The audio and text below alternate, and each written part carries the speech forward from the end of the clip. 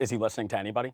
It's not that he's not listening to anyone. Obviously, what they saw in the market caused him to have a pretty dramatic reversal. Mm. But it took, the blinking red lights for him to pull back. It wasn't enough to say, oh, the Dow's dropped 5% or whatever. That, we're at a different level of where the guardrails are. What about on immigration?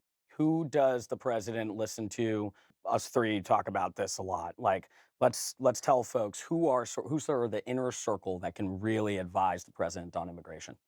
Well, I think Tom Homan is a key figure. This is somebody that President Trump has talked about fondly for years. During the first Trump administration, uh, President Trump was talking about him repeatedly when Mr. Homan was running ICE. He sees him as one of his loyal, one of the loyal figures in the administration. And I think he sees Homan as somebody who knows his stuff, who's a lawman, who's been in federal law enforcement for decades and believes in the Trump policies in cracking down in mass deportations. Who else? I mean, Stephen Miller's the Yeah, architect. yeah. Yeah. He's the architect, and he has the longest exposure to Trump on this issue. I mean, when Stephen Miller came onto the campaign in 2015, he traveled around with him. It was a very small team, Yeah. and he has been obsessed with immigration since he was a high school student. Right.